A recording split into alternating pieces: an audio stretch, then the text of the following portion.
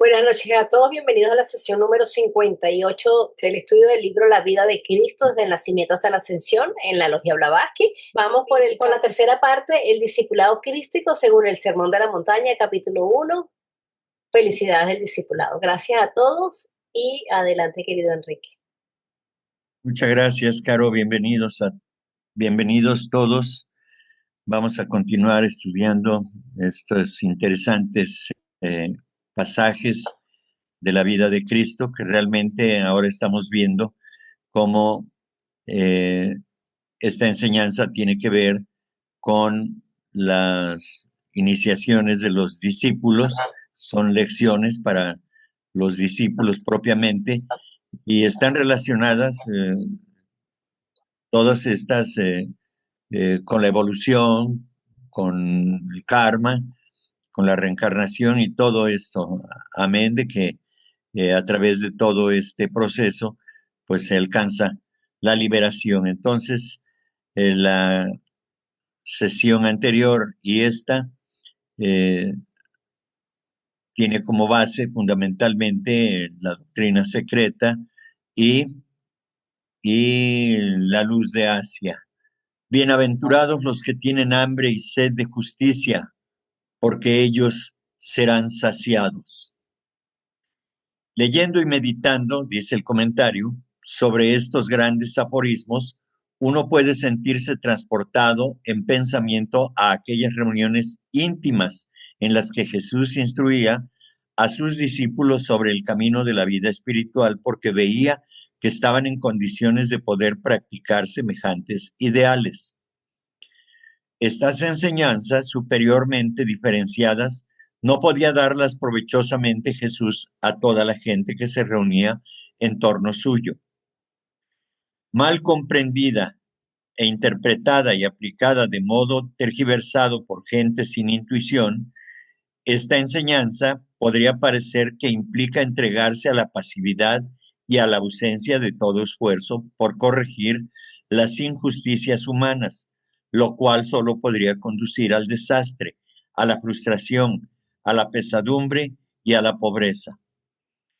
Los santurrones que evitan el trabajo del mundo se convierten en zánganos que desangran a la comunidad y que estorban su propia evolución. La promesa de poseer en herencia la tierra, por ejemplo, significa ser dueño y señor de la materia, de la existencia material y del propio cuerpo físico. La materia física deja de ser un adversario que se opone a la voluntad propia. El aspirante la ha conquistado, le ha arrebatado sus secretos y ha penetrado hasta su centro mismo, que es el poder cósmico. Así ha quedado libre de las limitaciones de la materia y metafóricamente posee en herencia la tierra con todas sus posibilidades y poderes. Tan gran descubrimiento no es nada fácil. El aspirante ha de buscar el conocimiento que es poder con todo su corazón y su mente y su espíritu. Aspira con intenso ardor, busca con determinación inquebrantable, llama con voluntad indomable, movido desde su interior para conocer la verdad y para aplicar luego ese conocimiento a la perfección de su vivir. En este sentido, tiene hambre y sed de justicia, o sea, de sabiduría pura para aplicarla rectamente en su vida diaria. Este versículo le asegura a todo aspirante que la justicia puede alcanzarse en su más plena medida. Todo el sermón apunta a la actitud mental que es esencial para semejante logro. Esta actitud brota naturalmente cuando se trasciende la idea de la separatividad del yo personal. Jesús está adiestrando a sus discípulos para alcanzar la conciencia de la unidad, de la totalidad del ser único, de la existencia única. Los versículos de las bienaventuranzas describen la actitud resultante. Hay que buscar decididamente la perfección, hay que trascender el egoísmo. La meta de todo esfuerzo ha de ser el conocimiento espiritual, la sabiduría y el poder. Bien, recordemos que una de las tantas definiciones que se da acerca de la ley de karma es que es la ley de amor y de justicia. Y entonces aquí los discípulos están buscando precisamente esa justicia, que se haga justicia en ellos, precisamente, porque comprenden que una vez de que adquieren cierto grado de sabiduría interna o de la sabiduría más elevada espiritualmente hablando,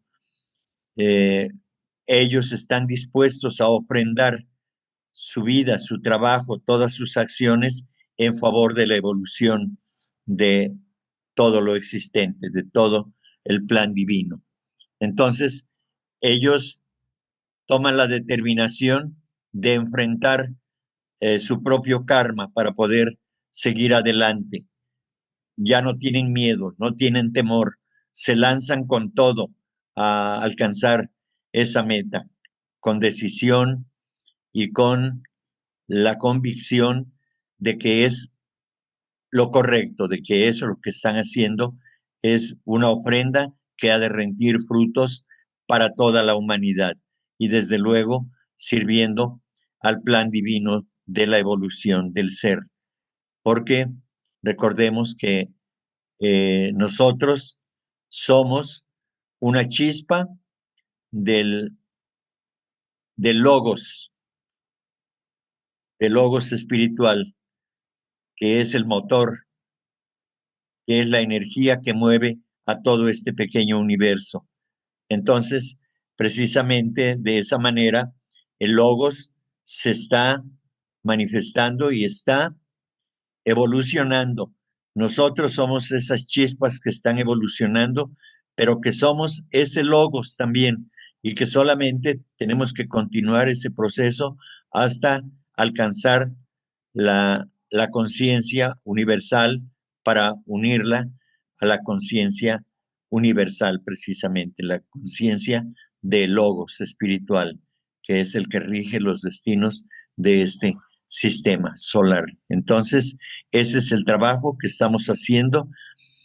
Algunos, como he dicho en otras ocasiones, de manera consciente, otros medianamente conscientes y otros de manera inconsciente, pero se está haciendo el trabajo. La evolución no se detiene.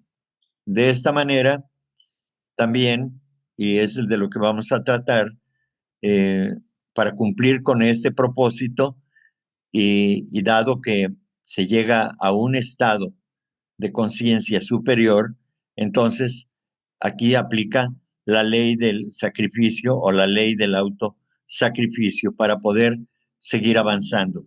Y es de lo que vamos a hablar. Y en la segunda parte, digamos, en la segunda mitad, vamos a continuar con la declaración de los preceptos budistas también. La primera parte del autosacrificio es relacionada con la doctrina secreta y son de los textos de la señora Annie Besant también en su libro de la sabiduría antigua que recogí por ahí y que iremos haciendo los comentarios correspondientes. Entonces, avanzamos. Ustedes pueden ver que eh, en el libro dice felicidades del discipulado. Entonces, felicidades es lo mismo que dichas. Entonces, para que haya como que una conexión más clara, más directa, entonces aquí le puse, aquí ahora dice, discipulado crístico según Sermón de la Montaña, dichas del discipulado.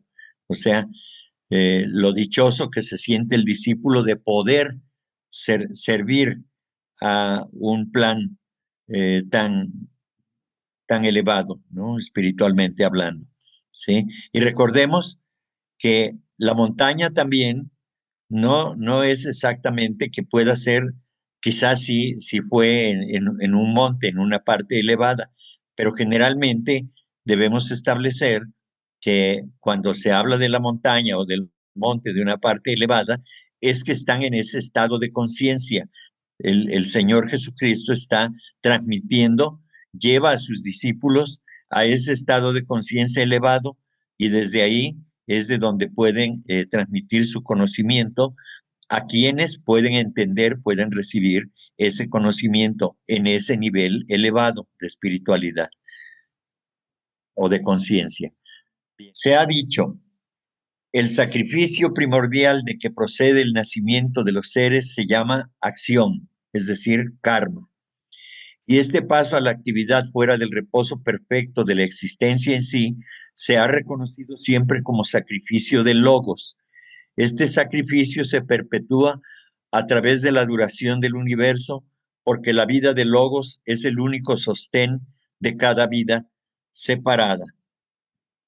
Y es precisamente que cuando inicia su manifestación, el logos circunscribe un área en el espacio, en el cosmos, que va a ser, digamos, su reinado, su comarca, que es este sistema solar y que tiene unos límites, y en esos límites se va a desarrollar todo su plan. Entonces, eh, cada uno de los planetas representa un campo de la existencia del logos solar. Y de esta manera es como a nosotros en el planeta Tierra habrá de desarrollarse como en cada planeta y como lo está haciendo en este momento con esta humanidad en nuestro plano y en este planeta. Y cada una de estas vidas separadas que somos nosotros, separadas en cuanto a la individualidad, en cuanto a la personalidad también, porque así nos sentimos separados, pero realmente somos una unidad con el ser supremo, en este caso de este sistema solar, que es el logos solar. Adelante. ¿Qué hay además de sorprendente en que los hombres conscientes de su naturaleza superior e inferior e identificándose sin embargo con esta más que con aquella, hayan sentido las angustias de la naturaleza inferior de la forma como angustias propias, sintiendo que ellos aceptan el sufrimiento al resignarse a una voluntad más alta y consideren el sacrificio como la aceptación devota y resignada del dolor? Mientras el hombre, en vez de identificarse con su vida, se confunda con la forma, no podrá eliminar del sacrificio el elemento dolor. Pero el dolor no puede subsistir en un ser perfectamente armonizado, porque la forma es entonces el vehículo perfecto de la vida que con igual complacencia recibe o abandona. El dolor cesa al cesar la lucha, porque el sufrimiento procede de traqueteos, frotaciones y movimientos antagónicos. Y cuando la naturaleza opera en perfecta armonía, no existen las condiciones de que el dolor dimana. Es decir, que cuando un hombre se decide porque su estado de conciencia ya es elevado y solamente está dispuesto a dar, a servir a una causa, entonces ya no hay una lucha, se ha entregado conscientemente a servir al plan divino y de esa manera, no habiendo resistencia, ya no hay dolor, solamente es una efusión gloriosa de gozo permanente porque está consciente este ser humano de que está sirviendo a algo grandioso y que eso ayudará a que se cumpla eh, todo el plan de evolución del, del cosmos. Bien, entonces de esa manera ya no puede existir dolor, aunque nosotros podamos ver que hay manifestaciones de dolor en el cuerpo físico, pero el alma no la siente, solamente la pueden sentir quizá los, los vehículos inferiores que de alguna manera todavía dependen de su propia naturaleza. Sin embargo, en seres muy elevados se sutiliza, se elevan las vibraciones y ya tampoco no sienten ni el dolor ni el placer, solamente sienten que están cumpliendo con su deber. De esa manera es como se ofrenda todo el trabajo por el bien de la evolución de la humanidad. Adelante. La naturaleza inferior del hombre ha evolucionado según la misma ley de sacrificio que rige en los bajos reinos, pero con la efusión de vida divina que da la mónada humana, sobreviene un cambio en la manera de operar de la ley del sacrificio como ley de vida. En el hombre es preciso desenvolver la voluntad, la energía automotora, la iniciativa, el impulso que fuerza en los reinos inferiores el curso de la elevación, no puede emplearse aquí sin paralizar el crecimiento de ese poder nuevo y esencial. No se pide al mineral, ni a la planta, ni al animal la aceptación de la ley del sacrificio como ley de vida escogida voluntariamente. Se les impone desde lo exterior e impele, es decir, impulsa su desarrollo por necesidad ineludible. Pero el hombre debe tener la libertad de escoger indispensablemente para el desarrollo de una inteligencia dotada de conciencia y discernimiento. Entonces surge el siguiente problema: ¿cómo esta criatura libre en escoger ha de aprender, sin embargo, a escoger la ley del sacrificio cuando se halla aún en estado de organismo sensible, temiendo el dolor que es inevitable en la ruptura de las formas? Bien, aquí vemos varias cosas importantes. En primer lugar, es preciso, es necesario para el hombre desarrollar el poder de la voluntad, porque la energía es la energía automotora, es decir, depende de sí mismo, del hombre mismo. La voluntad, ahí está, ese poder ahí está, pero es el hombre el que ha de determinar si la utiliza en un sentido o en otro. Y de esa manera es como puede tener esa iniciativa para decidir, para tomar la decisión de impulsarse hacia adelante, hacia arriba, hacia lo elevado, hacia lo espiritual. Seguidamente, vemos que una vez de que él mismo se impone este, este mandamiento para sí mismo, entonces lo ve como una necesidad ineludible, una necesidad, no es algo impuesto desde afuera. Él sabe que necesita eso para poder impulsarse hacia adelante, hacia lo espiritual. Entonces, ahí interviene la situación de libre albedrío, pero con una conciencia y un discernimiento ya desarrollados. Este se va desarrollando como nos sucede ahora a nosotros. El discernimiento nace del ejercicio de la razón. Hay que forzar a la mente a que razone, no que nada más vea. Todos tenemos la capacidad de pensar, pero hay que analizar cada cosa que se nos presente en la vida para poder desarrollar el discernimiento, porque si solamente pensamos por pensar, ya sabemos, entendemos que así son las cosas, pero no vamos más a fondo, no vamos descifrando cada frase, cada palabra o cada situación que se nos presenta. Para poder resolver un problema, tenemos que razonar, tenemos que hacer que la mente se esfuerce. Y de eso, de ese ejercicio, nace el discernimiento, porque a través de ello vamos aprendiendo a elegir qué es lo correcto. Y desde luego, esto tiene que ver con la ética que existe, la ética de la sabiduría divina.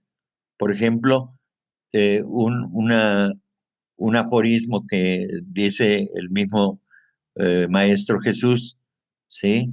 Este, eh, relacionado con el no hacer daño a los demás, ¿no?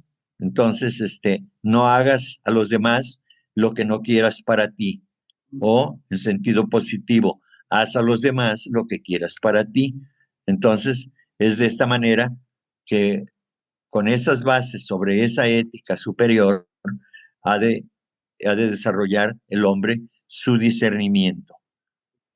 La siguiente etapa se franquea cuando el sentimiento del deber está claramente establecido, Cuando el sacrificio de lo inferior a lo superior se considera como bueno en sí, independientemente de todo estímulo de recompensa en otro mundo, cuando se reconoce la obligación de la parte hacia el todo y, en fin, cuando el hombre siente que la forma que existe para el servicio de los demás debe en completa justicia servir a su vez sin derecho alguno a recompensa. Y efectivamente, este discernimiento nos da la capacidad de ir comprendiendo que nosotros estamos aquí desarrollándonos, evolucionando, pero esa evolución ha de llevarnos a trascender el aspecto de la materia, donde existe el egoísmo, la vanidad y el orgullo fundamentalmente. Entonces nos volvemos altruistas y por eso el sacrificio es un acto altamente altruístico, porque estamos dispuestos a dar y a dar de la mejor manera. Entonces, esta es la tarea que espera a la humanidad para servir a los demás. Y esto es un acto que debe completar la justicia para todos. Desde luego, cada quien tiene su propio karma, pero aquellos que buscan la justicia habrán de sujetar su vida precisamente a la ley de karma y entender o aceptar o continuar en esa aceptación gustosa de que todo lo que actualmente tiene en la vida, todas sus circunstancias, son producto de las acciones del pasado y que es justo lo que le corresponde, tanto negativo como positivo. Entonces, eso ayuda mucho. Cuando se reconoce eso, ya estamos dando un paso al frente, ya estamos avanzando, porque nos estamos liberando de las cadenas del orgullo o del egotismo también, ¿sí? Porque el egotismo pues nos dice que queremos todo para nosotros, ¿verdad? Y de esa manera es cuando nosotros aprendemos a desprendernos, es cuando justamente eh, empezamos a reconocer esa justicia de la ley divina de karma sobre nuestra vida, precisamente. Por eso se dice aquí que ya no se busca una recompensa por las acciones que uno realice, por el trabajo que uno dé como servicio a los demás. Adelante. Mas el pleno reconocimiento de la ley del sacrificio eleva al hombre más allá del plano mental, donde el deber se considera como deber, es decir, como lo que debe hacerse porque es debido, y le transporta al plano más elevado del buddhi, o sea, de la intuición, donde se siente la unidad de todos los yos, o sea, de todas las personalidades, y todas las energías se despliegan en provecho de todos y no de un yo separado. Únicamente en este plano se siente la ley del sacrificio como delicioso privilegio, en vez de reconocerse solo por la inteligencia como verdadera y justa. Ese es el ejemplo de la vida de Jesús, precisamente, porque Él reconoce a todos y cada uno de los seres humanos como hermanos y como seres que requieren de un impulso, de una ayuda, y Él está dispuesto a darla. Él está dispuesto a dar del enorme amor que siente en su corazón, en su ser, para poder compartirlo con todos, sin esperar nada a cambio, sin tener ningún privilegio personal. Él lo hace de una manera general para todos, no importa de quién se trate. No ve si es fariseo o si es seguidor de sus enseñanzas o no.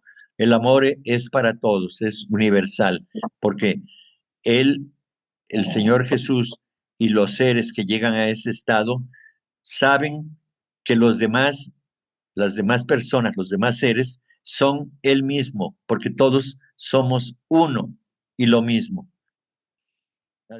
En el plano búdico, el hombre ve claramente que la vida es una, que del logos deriva perpetuamente en libre efusión de amor y que la existencia hilada no puede ser sino mezquina y pobre, sin hablar de la ingratitud que apareja. Allí el corazón se lanza completamente hacia el logos en potente impulso de amor y de adoración, y se entrega en gozosa renuncia a fin de ser una de las vías por donde su vida desciende e irradie sobre el mundo para ser un portador de su luz, un mensajero de su compasión, un operario de su reino, como única vida digna de vivirse para acelerar la evolución humana, servir a la buena ley y aliviar un poco la carga del mundo. Esto parece ser el único gozo del Señor mismo. Desde luego, cuando los seres humanos en nuestro actuar cotidiano tendemos a ayudar, a apoyar una causa noble o a una persona en específico porque su sufrimiento sea tal que requiere de un impulso, de una ayuda, es entonces que también el, el logos, o Dios en este caso, si queremos llamarle así, también encuentra su realización en cada una de las acciones altruistas, amorosas de nuestra parte. Eso es, eso es lo que debemos entender, que nosotros somos un canal de su amor, que somos un instrumento de su amor precisamente, y que al realizar nosotros esas acciones, Él está realizando el objetivo de la meta a alcanzar precisamente, porque Él está en permanente fusión de, de esa manifestación de amor para todos. Únicamente en este plano puede obrar el hombre como uno de los salvadores del mundo, porque allí es uno con los yos de todos, identificado con la humanidad una. Su fuerza, su amor y su vida pueden dirigirse hacia cualquiera de los yos, separados o hacia todos. Se ha convertido en fuerza espiritual y acrecienta la energía espiritual disponible en el sistema del mundo al añadir su propia vida.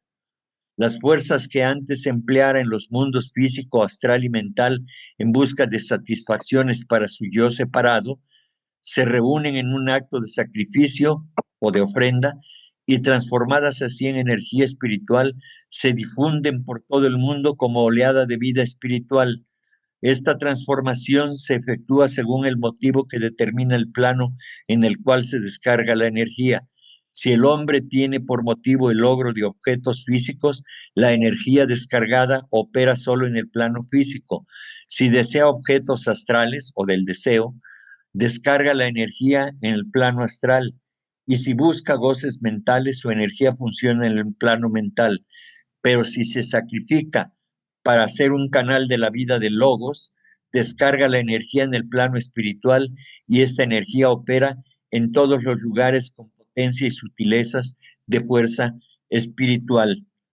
Y aquí está más claramente explicado lo que en la sesión anterior a pregunta de Rossi respecto de por qué se llaman mundo, es precisamente así. No es que salven a la humanidad en el momento, sino que la efusión, la dispensación de su energía espiritual es para todos. Y entonces, de esa manera está ayudando a la humanidad a salvarse. Ese es el propósito de este sacrificio, de esa ofrenda que hacen los grandes seres como el Señor Cristo, el Señor Buda y los grandes maestros de sabiduría. ¿Sí? Porque ya se dedican a servir a la humanidad, aunque la humanidad no esté consciente de ello. Si no estuvieran ellos dándonos ese apoyo, impulsando con sus energías a la mejora de la humanidad estuviera totalmente perdida, extraviada. Si así tenemos tantos problemas, imagínense sin ese amparo que nos cubre con esa energía amorosa, estaríamos peor todavía. Desde luego que habemos seres humanos que podemos recibir más o menos cantidad de esa energía de acuerdo a la preparación, al desarrollo, a la evolución de nuestro propio ser, cada uno de nosotros, porque los que no estamos preparados para recibir una energía determinada de vibraciones de una calidad o de otra, pues simplemente no van a poder penetrar en nuestro ser, no van a poder asimilarse y eso solamente irá, como dice abajo, eh, en la segunda parte de este párrafo, donde habla, si, si no puede ir a la parte más elevada, pues se va a descargar en el plano físico o en el plano emocional o en el plano mental. Pero si los individuos, los seres humanos ya están preparados, los que estén preparados para recibir esa energía en el plano espiritual, la van a recibir y esos se van esos seres humanos se van a convertir en coadyuvantes, en agentes de esa energía para poder difundirla en su contacto con los demás seres humanos, en su contacto cotidiano que se tiene regularmente, ya sean familiares, amigos o compañeros de trabajo, o cualquier otro ser humano que se cruce en nuestro camino. Ese es el detalle que debemos valorar en este sentido. Adelante. Para un hombre semejante, la acción y la inacción vienen a ser lo mismo, porque lo hace todo no haciendo nada y no hace nada al cumplirlo todo. Vean qué bonita metáfora esta, qué importante. Porque lo hace todo no haciendo nada y no hace nada al cumplirlo todo. Es decir, que solamente con la dispensación de su amor es capaz de cumplir todos los propósitos de Dios, en este caso de la divinidad. Para él, arriba y abajo, lo grande y lo pequeño son lo mismo.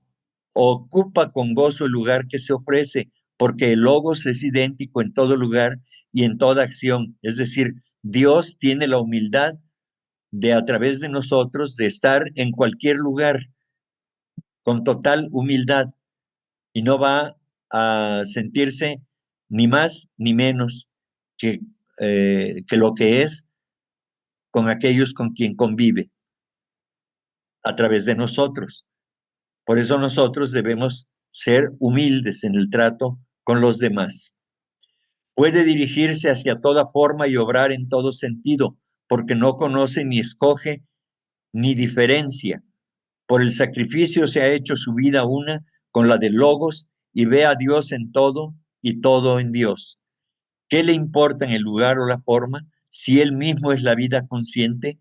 Nada tiene y posee todas las cosas. Nada pide y el universo entra en él.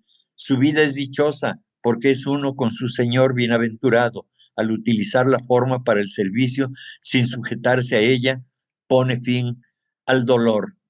Efectivamente, cuando se olvida uno, desde luego, el olvido es el olvido de la personalidad, no el olvidar que el cuerpo físico es el instrumento de contacto con todo lo demás, porque el cuerpo físico es el receptáculo, digamos, de todos los demás, o es el vehículo de todos los demás eh, principios que están por encima del cuerpo físico. Entonces, el cuerpo físico, desde luego, es importante, muy importante, porque sin él no se pueden manifestar los otros principios superiores.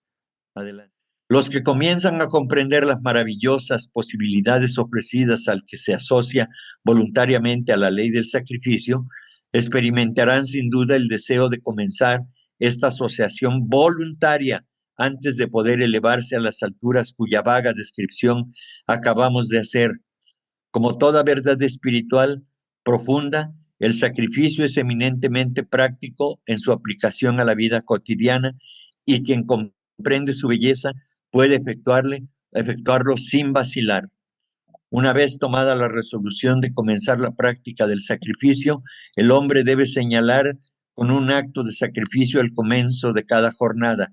Antes que comience la labor del día, él mismo será la ofrenda hecha a aquel a quien consagró su vida. Así que despierte, su primer pensamiento será la consagración de toda su fuerza a su Señor. Luego ofrecerá en sacrificio todos los pensamientos, palabras y acciones de la vida diaria, efectuándolo no por el fruto que reporte, ni como un deber, sino por ser en aquel instante la mejor manera de servir a Dios. Desde luego que quien se decide a hacer eso no es un ser humano común y corriente, es un ser que ha trascendido ya en gran medida todo lo material y está dispuesto a ofrecerse, a ofrecer su vida por el bien de la humanidad.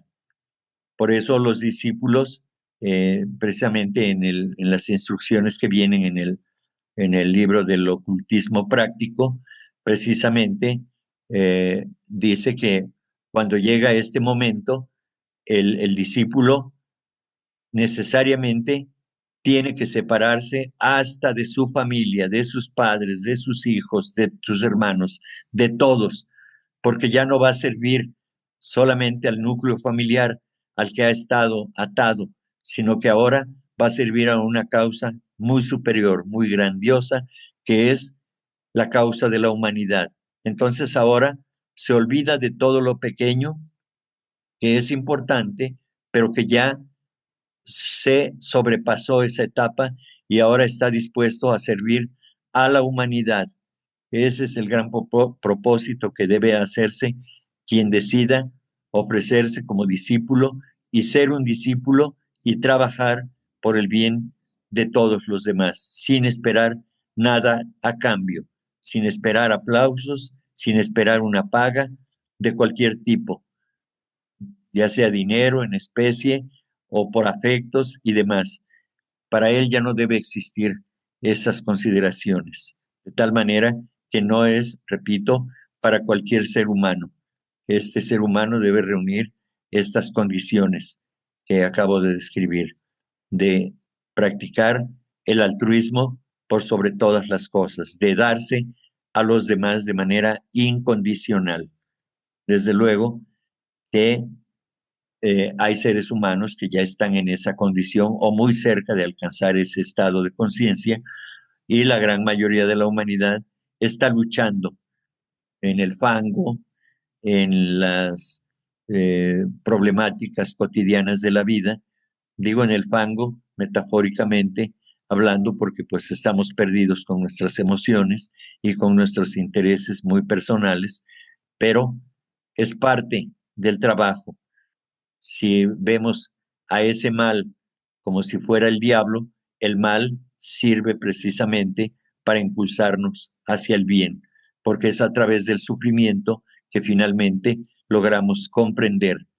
Por eso está el dicho famoso es, no hay bien que por mal no venga, porque el bien nos impulsa al bien, el mal nos impulsa al bien, precisamente porque nos cansamos del sufrimiento y entonces buscamos el bien. Entonces, no hay bien que por mal no venga. De esta manera se cumple la sentencia de este dicho. Adelante. Todo lo que ocurra lo aceptará como expresión de su voluntad. Gozo, pena, inquietud, éxito, derrota. Toda cosa debe bien recibirla como indicadora del cambio de su servicio. Recibe con gozo las cosas que le llegan y las ofrece en sacrificio. Las que se van, las pierde con gozo, puesto que se van. Es que el Señor no las necesita. Todas las potencias de que el ser dispone se consagran con gozo al servicio cuando le faltan. Acepta la privación con ecuanimidad dichosa, puesto que han dejado de ser disponibles. No tendrá ya que emplearlas. Igualmente el sufrimiento inevitable, fruto de un pasado no redimido aún, puede transformarse por la aceptación en sacrificio voluntario. El hombre que voluntariamente acepta este sufrimiento puede ofrecerlo en don, o sea, en donación, y transformarlo así en fuerza espiritual. Desde luego, todo esto se puede hacer, pero requerimos de una voluntad inquebrantable, de un valor a toda prueba, y en ese camino estamos. A través del sufrimiento, finalmente, vamos a lograr todo esto. porque de la oscuridad nace la luz, precisamente. Si el que vive aprendiendo de dónde viene el dolor, lo sufre pacientemente, esforzándose en pagar las viejas deudas adquiridas por sus antiguas faltas, practicando siempre el amor y la verdad sin causarle mal a nadie, purga completamente de mentira y de egoísmo su sangre, sufriendo todo con mansedumbre y no devolviendo sino perdones y bien para las ofensas. Si a cada día se vuelve más compasivo, santo, justo, amable y sincero, y arranca el deseo de todos los lugares donde se aferra con raíces sangrientas hasta que el amor de la vida termine, si obra así, a su muerte comienza una nueva existencia que es como la suma de su yo, una cuenta detenida de su existencia, cuyos males son muertos y pagados y cuyo bien reciente o lejano está vivo y poderoso, de tal manera que también recoge los frutos en el yo, pero es en el yo superior, no en el yo personal. ¿Sí? De esta manera es como se va manifestando el crecimiento, el desarrollo, el desenvolvimiento, la evolución de cada ser humano. Y en cuanto va decidiendo transformarse, desde luego que recibe la ayuda de las energías que están siempre presentes, las energías elevadas de los maestros de sabiduría, del maestro, el señor Buda y del señor Jesucristo, y de todos ellos, incluyendo desde luego los maestros de la maestra Blavatsky y de el propio Mahoma, de todos esos grandes seres están, están produciendo una gran cantidad de energía amorosa que estamos recibiendo nosotros. Quizá no lo percibamos, pero es así, de acuerdo a las enseñanzas teosóficas. Adelante. Un hombre así no tiene necesidad de lo que llamamos vida. Lo que ha comenzado en él es la eternidad. Realizó su destino humano. No padecerá ya tormentos, no lo mancharán ya los pecados. El sufrimiento de las alegrías y los dolores terrenos no turbarán ya su paz eterna, y las muertes y las existencias no recomenzarán para él. Entra en el nirvana, no forma más que uno con la vida y sin embargo no vive. Es bienaventurado porque dejó de ser Om Mani Padme Hum. La gota del rocío se pierde en el seno del mar deslumbrante. La traducción es Om, la joya en el loto. Plegaria de los budistas tibetanos. Buda está representado generalmente con una flor de loto en la mano que contiene una joya. Om Mani Padme Om. Esta es la definición. Entonces, un hombre así no tiene necesidad de lo que llamamos vida, o sea, la vida entendida como nosotros la vemos, como nosotros la vivimos, porque no tenemos ni la más remota idea de lo que un ser tan elevado vive realmente, ¿sí? Ya sin egoísmo, sin vanidad, sin orgullo, sin celos, sin nada de todo eso que nosotros vivimos. Ese es otro tipo de vida, otro nivel, o es otra cosa totalmente incomprensible para nosotros, ¿sí? Por eso él vive en la eternidad y es más, es la eternidad misma, ¿verdad? Es un estado de conciencia, la eternidad es un estado de conciencia, no es algo que nosotros podamos definir de alguna manera como estamos acostumbrados a poner una definición con adjetivos y con verbos y demás. Es la eternidad simplemente, pero es algo que por lo menos yo no puedo comprender porque mi mente no me da para eso. Tal es la doctrina del karma. Aprended solo cuando desaparecieron todas las escorias de la imperfección, solo cuando la vida muere como una llama clara extinguida, la muerte muere completamente en ella. No digas soy, fui o seré. No penséis que pasáis de una habitación de carne a otra como viajeros que recuerdan o olvidan que estuvieron bien o mal alojados. La suma de las existencias anteriores, que constituye la última, torna nuevamente en el universo, construye su morada como el gusano de seda el capullo que lo encierra, toma su sustancia y sus funciones como el huevo de la serpiente durante la incubación, toma sus escamas y sus colmillos como las semillas de los empenachados arbustos vuelan encima de las rocas, de las tierras arenosas y los desiertos hasta que encuentran el pantano propicio y se multiplican.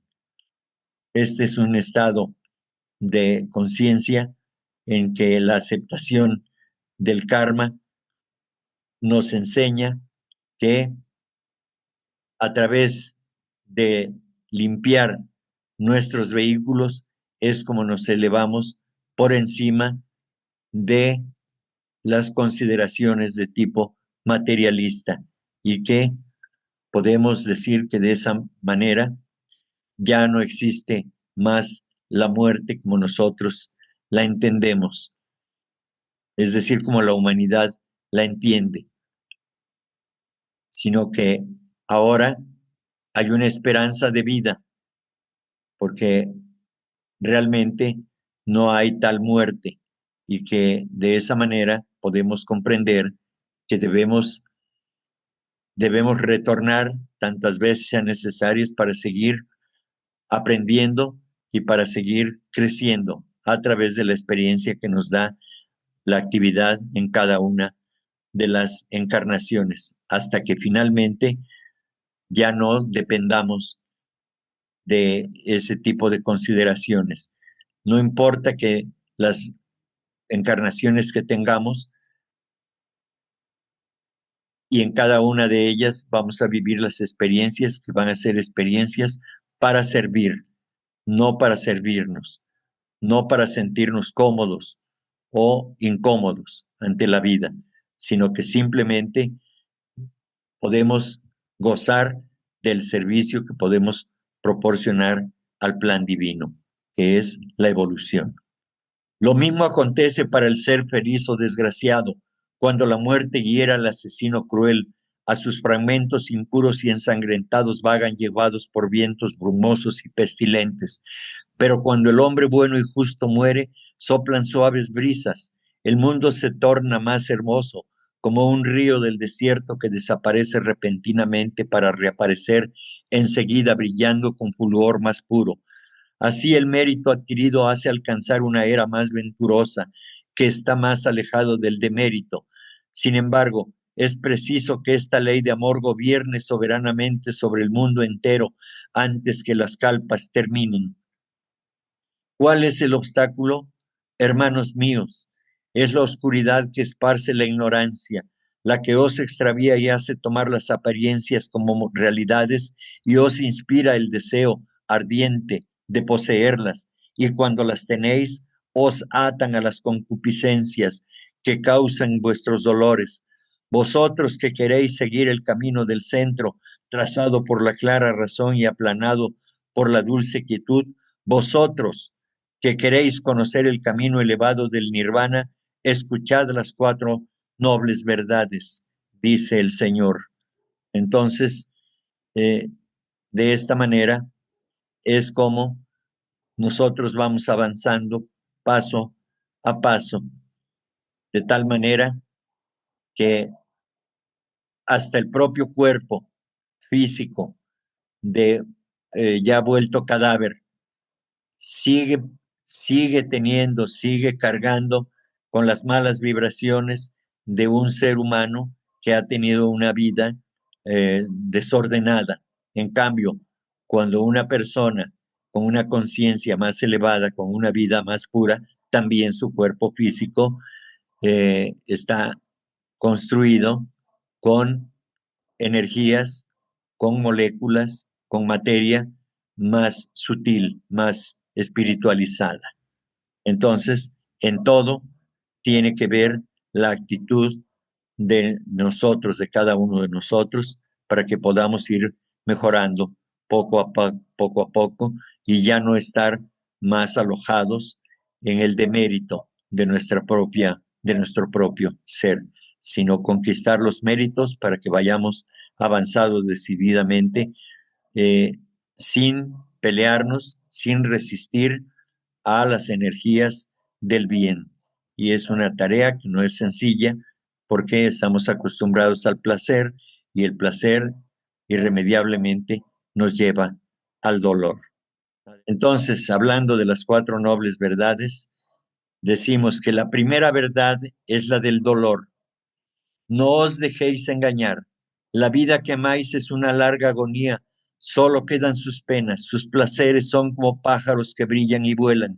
Sufrimiento del nacimiento, sufrimiento de los desesperados días, sufrimiento de la ardiente juventud y de la edad madura, sufrimiento de los fríos y melancólicos años de la vejez y sufrimiento final de la muerte. He aquí lo que llena vuestra lastimosa existencia. El amor es una cosa dulce, pero las llamas fúnebres deben besar los senos sobre los cuales descansáis y los labios a los que unís los vuestros. Valerosa es la virtud guerrera, pero los buitres desgarran los miembros del jefe y del rey. La tierra es magnífica, pero todos los huéspedes de sus selvas conspiran para su muerte recíproca en su sed de vivir. Los cielos son de zafiro, pero los hombres, hambrientos por más que gritan, no hacen caer una gota de agua. Preguntad a los enfermos, a los afligidos, preguntad al que claudica apoyado en su bastón solo y extraviado. ¿Amas la vida? Y os dirán que el niño tiene razón al llorar cuando nace. Por supuesto, los seres humanos en general vivimos en el par de opuestos, placer y dolor, dolor y placer. Y entonces, cuando estamos en el disfrute de nuestros goces, no nos acordamos ni de Dios, ni de que Dios existe. Pero cuando llega el dolor, vamos suplicando la justicia divina para nosotros cuando no la merecemos. Y eso es precisamente el trabajo que debe hacer la humanidad, de desapegarse de todo esto. Es decir, que podemos tener goces, pero no goces para perjudicar a otros, ni goces para perjudicar nuestra salud. De todo esto es de lo que vive la humanidad en general. Vivimos, me incluyo desde luego, porque eh, arremetemos con todo, a veces de manera consciente también, generalmente de manera inconsciente, nos gana el deseo y hacemos cosas que no debemos hacer porque destruye el equilibrio de nuestra salud o atentamos de esa manera también contra nuestra vida en general. Entonces, esa es la vida, esa es la realidad de la humanidad hoy en día. No podemos voltear la vista hacia otro lado. Debemos de comprender que así somos, así estamos en este plano. Pero como ya dije anteriormente, a través del sufrimiento es como vamos aprendiendo a vivir mejor. La segunda verdad es la causa del dolor. ¿Qué sufrimiento viene de sí mismo y no del deseo? Los sentidos y los objetos percibidos se encuentran y se enciende la viva chispa de las pasiones. Así se atiza Trishna, concupiscencia y deseo de las cosas. Os aficionáis equivocados a sombras, os ilusionáis con sueños, plantáis en medio un falso yo y establecéis a su alrededor un mundo imaginario, sí, el mundo que imaginamos nosotros, un mundo bello y demás, y cuando esa belleza se pierde, entonces viene el sufrimiento. Pero no ubicamos la causa que lo produce. Seguimos en la necesidad de estar luchando contra nosotros mismos. Estáis ciegos para las claridades supremas, sordos para las voces de las brisas suaves que vienen de más alto que el cielo de Indra, mudos para los reclamos de la verdadera vida que conserva el que desechó la vida engañosa. Así vienen las luchas y las concupiscencias que hacen reinar la guerra en el mundo. Así sufren los pobres corazones engañados y corren las lágrimas amargas. Así cruzan las pasiones, las envidias, las cóleras y los odios. Así los años crueles con los pies rojos de sangre siguen a los años manchados de carnicerías. Por esto, ahí donde debería brotar el grano se extiende la hierba virán con su mala raíz y sus flores venenosas. Con trabajo, las buenas simientes encuentran suelo propicio donde puedan caer y brotar, y el alma se va saturada de imponzoñados brebajes, y karma renace con un deseo ardiente de beber de nuevo, excitado por los sentidos. El yo fogoso comienza otra vez y cosecha nuevos desencantos. Es el eterno par de opuestos, eterno mientras estemos nosotros inconscientes, luchando entre el bien y el mal de manera permanente, hasta que finalmente utilicemos el poder de la voluntad que, acicateados por el dolor, finalmente nos cansemos de sufrir, y es entonces cuando hemos de elegir el camino del bien, no de otra manera, sino a través del dolor. Y estas son las causas. Es el deseo de poseer, el deseo de estar por encima de los demás, el deseo de dominar, el deseo de sentir placer egoísta. Todo eso es lo que nos tiene encadenados de esta manera. Esas son las causas. La tercera verdad es la cesación del dolor. La paz es la que debe vencer al amor del yo y el apego a la vida, arrancar de los pechos la pasión de raíces profundas y calmar la lucha interior. Así está satisfecho el amor de estrechar la eterna hermosura. Se tiene la gloria de ser dueño de sí mismo y el placer de vivir por encima de los dioses.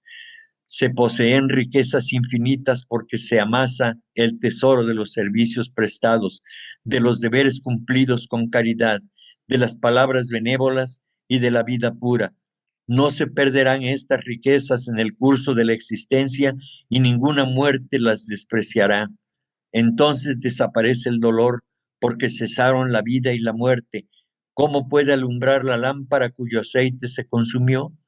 La vieja cuenta cargada de deudas está liquidada, la nueva está en blanco.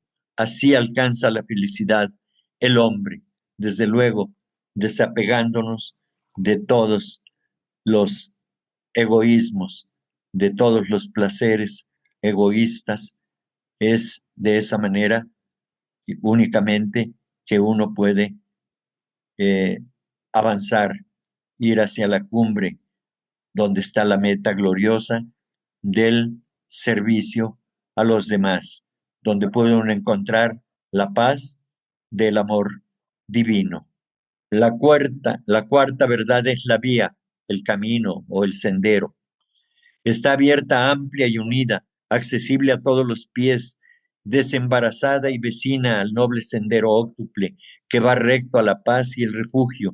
Escuchad, numerosas huellas conducen a estos gemelos cubiertos de nieve, en torno de los cuales se enredan las nubes doradas, trepando por las pendientes suaves o escarpadas, se llega a las cimas, donde aparece otro mundo. Los que tienen miembros vigorosos pueden afrontar el camino recto y peligroso que va directamente por el flanco de la montaña. Los débiles están obligados a dar rodeos por caminos más largos, descansando en muchos lugares. Tal es el sendero óctuple que conduce a la paz. Camina por alturas más o menos abruptas. El alma animosa se apresura, el alma débil se atrasa. Todas alcanzarán las nieves bañadas de sol. Aquí, al parecer, eh, se hace se pone como ejemplo las montañas del Himalaya, ¿no? También, pero sirve como un ejemplo para escalar las escarpadas alturas espirituales, y las almas débiles tienen que ir poco a poco porque no pueden más, no tienen fuerza, no tienen ese poder, pero las almas, los seres que han logrado desarrollar el poder de su voluntad, como un poder espiritual que se pone al servicio de los demás, entonces todo ese, todo ese amor que reciben los seres sufrientes se transforman en una ayuda, en un apoyo para el que está buscando el sendero elevado del sacrificio propio, del sacrificio de sí mismo, que pone como ofrenda hacia los demás. Ese amor que él dispensa a los demás se convierte en su propia fuerza, porque es devuelto por esas almas, no de una manera dirigida hacia él, sino que se desarrolla el amor en ellos y esa riqueza amorosa es la fuente de poder que utilizan estos grandes seres para poder seguir adelante. Es el amor de la humanidad por el bien recibido. Es de esa manera que unos y otros nos ayudamos, porque todos estamos unidos en un mismo propósito, la elevación espiritual de la humanidad. Hablando del óctuple sendero, la primera práctica buena es la doctrina recta. Caminad con el temor de la Dharma, evitando toda ofensa. Pensad en el karma que hace el destino del hombre y gobernad vuestros sentidos. Desde luego, es el deber de cada uno de nosotros caminar sin temor precisamente a las leyes como el Dharma y el karma. Es a través de la pureza de pensamiento y de lo que viene a continuación en cada una de las prácticas que se van a ir desarrollando. La segunda es la intención recta. Tened buenos sentimientos para todo lo que vive. Sofocad en vosotros la malevolencia, la avidez y la cólera, de tal manera que vuestras existencias se asemejen a las suaves brisas que pasan. La tercera es el lenguaje recto. Vigilad vuestros labios como si fuesen la puerta de un palacio habitado por un rey. Que todas vuestras palabras sean tranquilas, francas y corteses, como si estuvieran presentes su majestad. La cuarta es la conducta recta. Que cada una de vuestras acciones ataque una falta o ayude a crecer a un mérito, como se ve el hilo de plata a través de las cuentas de cristal.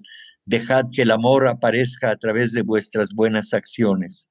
La quinta es recto medio de vida, ganarse la vida honestamente, sin causar daño. La sexta es recto esfuerzo, cultivar estados mentales positivos y abandonar los negativos. La séptima es recta atención, ser consciente del cuerpo, las sensaciones y la mente en el momento presente. La octava es recta concentración, desarrollar una mente enfocada y tranquila a través de la meditación. Las dos últimas claramente nos están hablando ya de estados meditativos del ser superior, de nuestro ser divino en cada uno de nosotros, que es el que ha de regir nuestros destinos a partir de esos estados elevados de conciencia. Entrad en el sendero. No hay peor dolor que el odio, ni sufrimiento como el de la pasión, ni engaño como el de la sensación. Entrad en el sendero. Ya está muy avanzado el que aplasta con los pies su pecado preferido. Entrad en el sendero. Allí manan las fuentes benéficas que aplacan cualquier sed. Allí florecen las inmortales flores que tapizan alegremente todos los caminos. Allí se apresuran las horas más ligeras y más dulces. Vean aquí, aquí es donde le da sentido a bienaventurados los que buscan la justicia, ¿no? O los que están en ese estado de conciencia. Ahí precisamente al llegar a este manantial donde están las fuentes benéficas que aplacan cualquier sed, en este caso, aquellos que tienen sed de justicia encuentran el saciamiento de esa sed a través del Espíritu Divino que está desarrollado en ellos mismos. El tesoro de la ley es más precioso que las joyas, su dulzura es superior a la de la miel, sus delicias sobrepasa cualquier comparación. Para vivir así, escuchad bien las 5 reglas. No matéis, sed compasivos y no detengáis en su camino ascendente al ser más ínfimo. Dad y recibid libremente, pero no le toméis a nadie sus bienes por avidez, por medio de la violencia o del fraude. Aquí me detengo en que dad y recibid libremente. Habemos algunas personas que damos libremente, pero que no sabemos recibir. Entonces es menester aprender a dar y recibir. No ganamos nada negándonos a recibir. No pensemos que negándonos a recibir estamos haciendo un bien a quien nos está ofreciendo algo. Permitamos que la energía del amor de esa persona que quiere ofrecernos algo, que nos ofrece en dación amorosa algo, no queramos recibirlo y no nos hagamos los dignos diciendo, no, de verdad que no, no lo merezco. Por favor, lo que se nos ofrece es porque lo merecemos y debemos recibirlo libremente, con todo el amor, para que el amor crezca. Porque si solamente estamos dispuestos a dar, rompemos la cadena del amor al no estar dispuestos a recibir con una falsa modestia. Tengamos cuidado con eso. Hay que dar y hay que recibir libremente. No levantéis falsos testimonios, no calumniéis, no mintáis. La verdad es la expresión de la pureza interior. Y es precisamente que aquellas personas cuya expresión es la expresión de la verdad, habla de una pureza de espíritu. Evitad las drogas y las bebidas que turban el espíritu. Iluminad vuestros espíritus. Purificad vuestro cuerpo. No hagáis uso del jugo del soma. El jugo del soma es la pasión. El soma es la pasión en este caso. No toquéis a la mujer de vuestro vecino y no cometáis pecados carnales ilegítimos y contra la naturaleza. Pero aquí diremos también, no solamente el hombre no debe tocar a la mujer de su vecino, sino la mujer también no debe tocar a, al vecino, perdón, al hombre de su vecina, en este caso.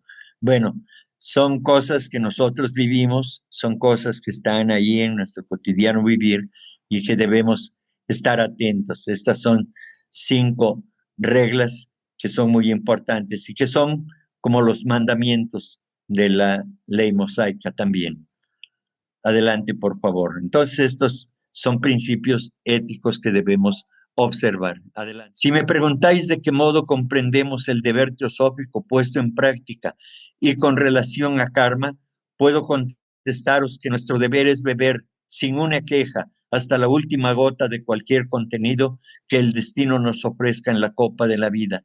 Coger las rosas de la vida tan solo por el perfume que puedan exhalar para los demás y contentarnos únicamente nosotros con las espinas, si no podemos gozar de aquel perfume sin privar a otro de él. Es una maravillosa expresión llena de amor, llena de compasión y de solidaridad por los demás, completamente una expresión altruista, solamente disponer del contenido que el destino nos ofrezca en la copa de la vida, coger las rosas de la vida tan solo por el perfume que puedan exhalar para los demás. Es una expresión bellísima de la práctica del altruismo. Y finalmente, retomo el principio de la charla. Bienaventurados los que tienen hambre y sed de justicia, porque ellos serán saciados. Mi punto de vista es que a través del conocimiento, comprensión y aplicación de las leyes eternas, como la ley de karma, que el hombre comprende que los acontecimientos y las circunstancias que hoy le rodean son producto de la siembra del pasado No busca la satisfacción de sus deseos personales, más bien acepta la operación de las leyes que actúan con absoluta justicia en el tiempo y la forma exactas. Acepta gozoso la aplicación de la ley kármica como un acto de sublime humildad, obedeciendo y no resistiendo para aniquilar de su vida el dolor, transformándose en la representación viva del amor divino. Eso es todo, mis queridos hermanos. Espero que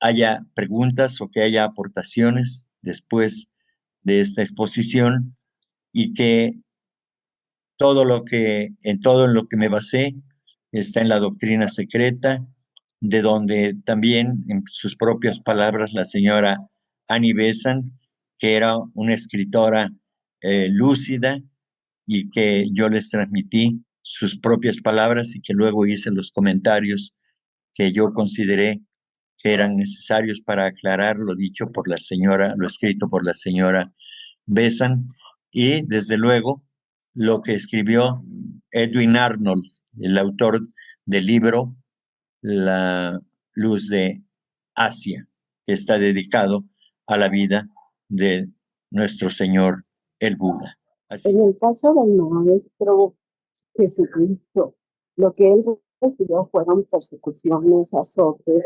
No hubo, ahí se rompió, digamos, la ley del amor, la ley de la unión. Sí, sí, desde luego, todo lo que hizo Señor Jesucristo en el, bueno, como el Cristo histórico, pues efectivamente él actuó bajo la ley de la armonía, la ley del amor, con inegoísmo, con ausencia de egoísmo total y absolutamente. Entonces, es la representación viva del amor divino, el Maestro Jesús en su ejercicio, en sus acciones. Todo eso es el ejemplo de vida para todos nosotros. Desde luego que los que no estamos preparados para poder realizar lo que realizó, pues no lo vamos a poder realizar, pero vamos avanzando, poco a poco vamos dando muestras en una vida, en una encarnación, vamos realizando acciones amorosas que están completamente desapegadas del egoísmo, porque las realizamos, y otras que están teñidas de cierto grado de egoísmo, y otras que realizamos acciones netamente egoístas, pero algo hacemos, y lo importante es hacer, no quedarnos en la inercia de la flojera y de no hacer nada, en la inacción completa. Hay que hacer algo, y de hecho lo hacemos. Entonces sí, sí, eh, si comprendí bien, efectivamente, el Maestro Jesús aplicó la ley del amor y la armonía, precisamente. Me llama mucho la atención, ya lo había escuchado. Primero que nada, buenas noches y gracias, Enrique, por la clase. Sí. Se mencionaba mucho, o ya lo había escuchado, esa parte que menciona, ¿no? De aceptar el karma como de la mejor manera, ¿no? Mi pregunta es si en teosofía no hay como una idea muy Vaishnava, pues, donde dice Krishna que pues se puede aminorar el karma, pues, ¿no? Por voluntad divina. Y con obras, pues, cumpliendo tus deberes prescritos, ¿no? Entonces en teosofía no hay como una forma, pues, como de, pues hay como de que hacer un descuentillo, ¿no? Al karma, ¿no? Un buen fin, ¿no? No sé, Si lo pues. vemos, perdón, si la expresión por voluntad divina quiere decir que Dios, el Dios cósmico, nos ayude, porque nos ve que sufrimos mucho, eso no existe. En todo caso, esa misma expresión, yo diría que por voluntad divina es por la voluntad de nuestro ser divino que está en nosotros. Eso yo creo que yo lo interpretaría así, la expresión, si está en el Bhagavad Gita, entonces yo lo interpreto de esa manera. El karma se aminora por voluntad divina, es decir, por el poder de la voluntad del ser interno, o sea, del ser superior en nosotros. Eso es lo que yo comprendo. Y así es efectivamente, porque no, porque si Dios o el Logos, en este caso, a través de las jerarquías correspondientes, dictó las leyes correspondientes y ahí están, son las leyes eternas que ni él mismo puede cambiar, porque si él las cambia, entonces se está negando a sí mismo. Entonces, por eso en el discipulado hay reglas que son inflexibles y que no pueden cambiarse, ni los maestros dicen, porque esas reglas vienen de leyes eternas y vienen de generación en generación de grandes seres, de grandes adeptos que son transmitidas a los que quieren ser un gran adepto y entonces no se pueden violar las leyes. De esa manera, entonces, yo entiendo que la expresión esa de que por, por voluntad divina quiere decir por la voluntad de mi ser interno. Yo voy a minorar porque voy a realizar las acciones que corresponden al debilitamiento de ese pesado karma que traigo conmigo mismo. A eso creo que se refiere. Claro. Sí, porque Dios no Ok. perdona. No, Dios no perdona como dice el dicho, ¿sí? Que Dios perdona. Eso es para almas débiles, para personas que no alcanzan a comprender y que solamente están en una actitud egoísta. Haga yo lo que haga, Diosito me va a perdonar. Pues no. Desde el punto de vista de las enseñanzas budistas, de las enseñanzas de la Vedanta y que están manifiestas a través de el Bhagavad Gita y de otras, de los Vedas y demás, pues eso no es posible. O sea, no debe ser porque es una contradicción para la propia divinidad. Sí, claro, es como una idea muy dual, ¿no? Porque en una parte dice quien trabaja para Vishnu, está condenado a recibir sus buenas obras, ¿no? Y quien trabaja para sí mismo está condenado al karma, ¿no? Que bueno, Claro, de la perspectiva que estamos viendo ahorita, pues sería, como tú dices, ¿no? Del ser interior supremo, ¿no? sí, Como quizá yo lo interpreto como dicen, karma significa evolución, ¿no? No tanto un castigo, ¿no? Es la causa y efecto. Pero como ya claro. hay un aprendizaje, probablemente se diga, bueno, pues ya no ocupas tanto karma, o sea, porque ya vas aprendiendo, pues yo lo veo así, ¿no? Pero Sí, bueno, claro. puede estar también equivocado. Ahora, karma significa acción, pero es la acción del hombre, porque karma solamente aplica para el hombre, ¿sí? No aplica para todos. Para todo lo demás aplica la ley de, de causa y efecto, Sí, perfecto. pero para el hombre solamente aplica la ley de karma, porque es una ley para aquel ser que razona, que es responsable de sí mismo, es una ley ética, ¿sí? Y el hombre es un ser razonador y por lo tanto puede aplicar, conoce de de las normas o de las leyes de la ética y entonces de esa manera se vuelve un ser más moral o menos moral, pero es su responsabilidad. Por eso solamente dicen la doctrina secreta que solamente aplica para el hombre. Para todos los demás, incluso para el hombre también aplica la ley de causa y efecto, pero específicamente por sus acciones, el hombre actúa con base en su raciocinio. Entonces, al ser un ser razonador, se hace responsable y por eso se le aplica lo ético al hombre. Muy bien, Así es. Enrique. Muchas Y gracias. entonces también no debemos tipificar a karma como algo malo. Karma es acción simplemente y hay karma bueno y karma malo. Y hablando de karma, todo karma es bueno, todo, porque el karma malo, como dije al principio, hace reaccionar al alma para que se conduzca por el camino del bien. El mal ahora sí que el mal es un mal necesario, para el hombre, para que comprenda y enderece sus pasos por el sendero correcto, ¿sí?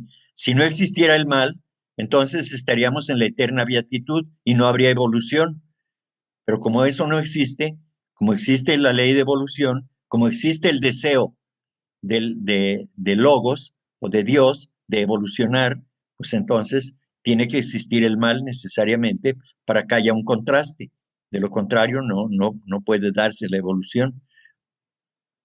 La evolución se da por el par de opuestos. Eso es todo, el bien y el mal en eterna lucha, hasta que finalmente triunfa el bien sobre el mal. ¿Cuándo?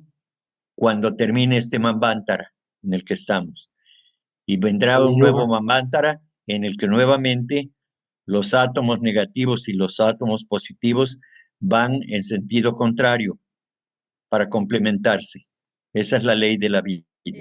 Obviamente por el continente donde vivimos, por la religión que impuesta desde hace siglos en el continente y por ahora sí que la ideación judio-cristiana de imponer obviamente a un papá antropomórfico, un dios antropomórfico, que inclusive la maestra Blavatsky nos recomienda que procuremos verlo como una divinidad, algo más abstracto.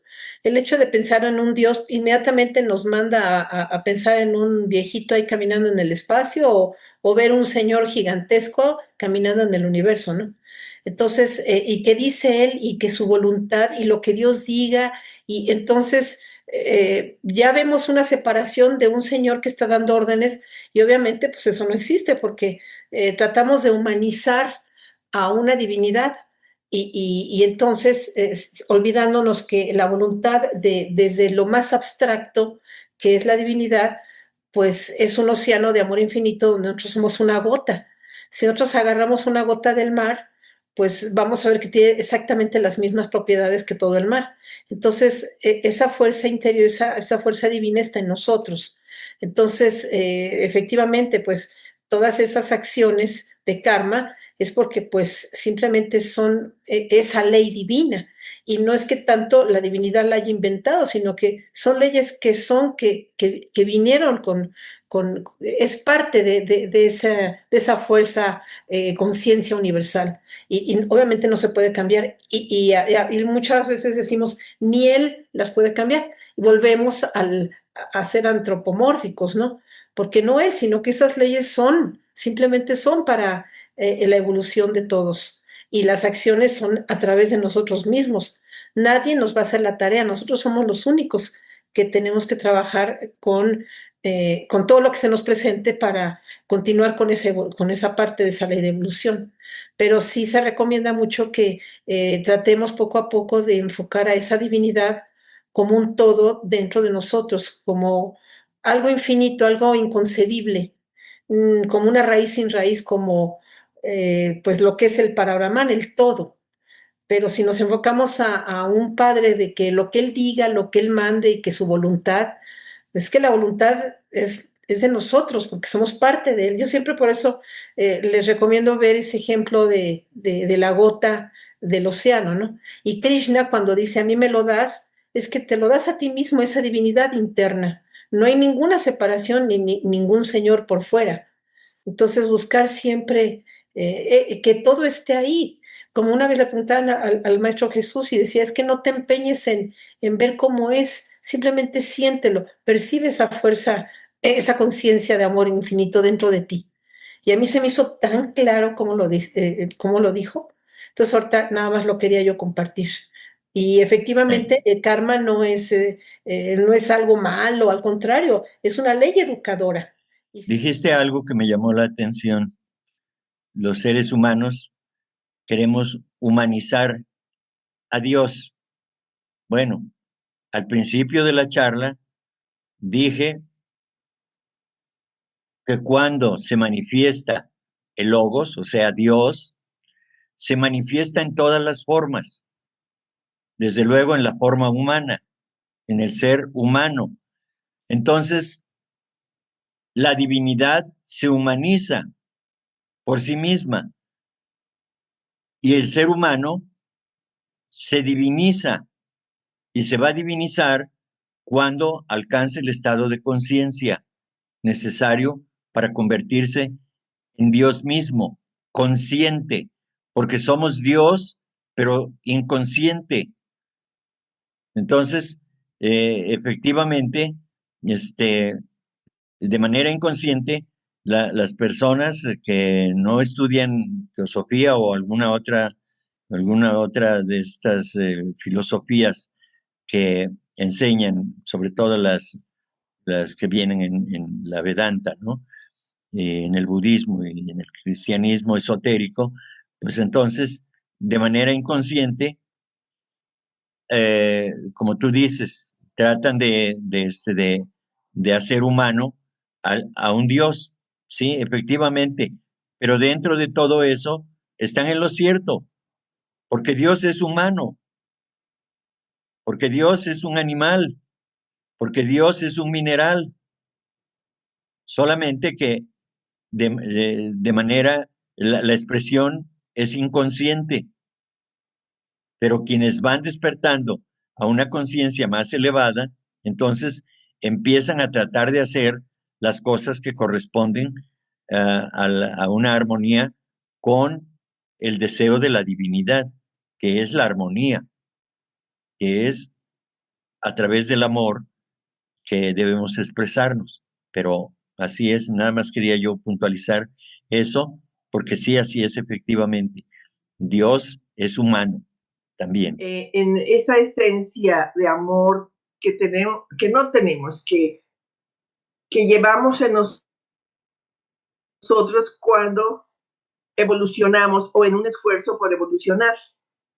Y yo me pregunto si eso no puede llegar a convertirse en un grado de indiferencia en lo que vivimos o en lo que sufrimos, si es que se llama sufrir, pensando en que el desapego nos puede llevar a una forma de armonía, por no estar deseando bienes o deseando favores o deseando lo que no es nuestro. Y me confundo en el sentido de que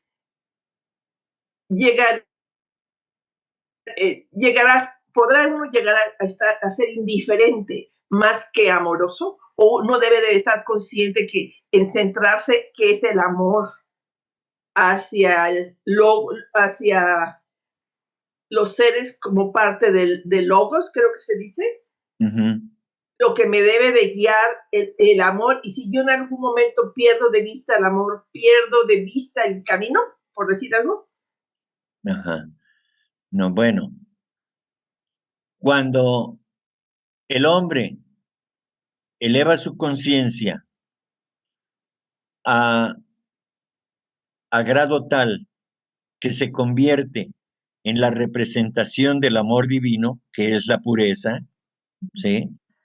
Lo hace de manera consciente y entonces no puede ser indiferente. Puede ser indiferente al placer y al dolor, porque ya no vive en ese par de opuestos, ya vive en la eternidad. Y vivir en la eternidad es vivir desapegado de los pares de opuestos.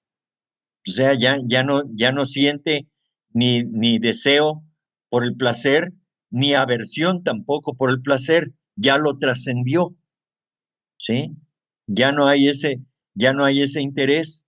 En ese sentido, se pierde el interés por eso, porque ya no vibra con ese ser, o ese ser ya no vibra con ese tipo de manifestaciones, ¿sí? Entonces, ya una vez de que se pierde ese contacto, ya no hay interés, por supuesto, ¿sí? Ya no hay lucha, ya no hay resistencia. Todo se fluye a través del amor de manera consciente. Es de lo que hablamos precisamente, de ese servicio altruista consciente, lleno de amor. O sea, el altruismo es la expresión del amor, ¿sí? O sea, no egoísmo, ¿sí? Entonces, no puede ser indiferente. No, bueno, sí es indiferente, efectivamente, es indiferente porque ya no tiene interés, No es que no, no es que no sea importante, es que ya no tiene interés por esas cosas, porque estar en un nivel espiritual tan elevado ya no tiene contacto, ya no vibra con eso, ya no existe para él, vaya, ¿sí? Entonces, precisamente por eso es indiferente, porque ya no existe en su mente, ya no existe en su ser esas condiciones. Por eso está desapegado completamente. Cuando uno se desapega de una actitud o de una cosa, de un objeto, deja de existir y ya nos es indiferente. Perdón, ¿no se podrá caer en un apego al amor? Ah, bueno, ¿O hay una forma de amor no, a ver, que es que, es que el amor es un estado de conciencia ajá, elevado, ¿sí? Entonces ese no puede ser un apego, ¿sí? Esa es, esa es la manifestación del ser interno, es decir, es, es, es la efusión del amor hacia lo demás. O sea, no, el apego es recibir, es aferrarse a algo, ¿sí? En este caso, el amor es dación, es donación, ujú. ¿sí? El espíritu no atrapa, el espíritu libera, lo espiritual libera. Entonces, por eso no puede haber apego, porque es una efusión que se está, es un manantial que está fluyendo para los demás, no hay apego. Ujú. ¿Y ahí en qué existe la armonía? ¿Cómo? ¿En dónde se da la armonía ahí? Si es Se- solo amor. la armonía se da en función de que no dañamos a nada ni a nadie. Cuando se rompe el equilibrio de la armonía, es porque se está dañando, se está desequilibrando algo a través del odio, de los celos, del rencor, del deseo de poder, de todas esas cosas, del orgullo, ¿sí? Entonces el amor está fuera del equilibrio No, como el amor es el equilibrio, el amor es el equilibrio de todo. Sí, pero es que debemos entender el amor libre de cualquier cosa. No es el amor pasional, no es el amor sentimental, no es el amor a mi madre, a mi padre, a mi hijo. No, eso es otra cosa, es liberarse por completo de cualquier deseo. Es simplemente entregarse y ya. Esa es la ofrenda, eso es lo que estuvimos hablando hoy. Es la ofrenda que se hace a la vida divina, ¿sí? De la cual formamos parte. Somos esa vida, inconscientemente, pero somos esa vida, somos esa divinidad, somos esos dioses. Hay un libro que se llama Dioses Encadenados del señor Jinarayadasa y nosotros somos esos dioses encadenados. Ya no los entretengo más. Muchísimas gracias.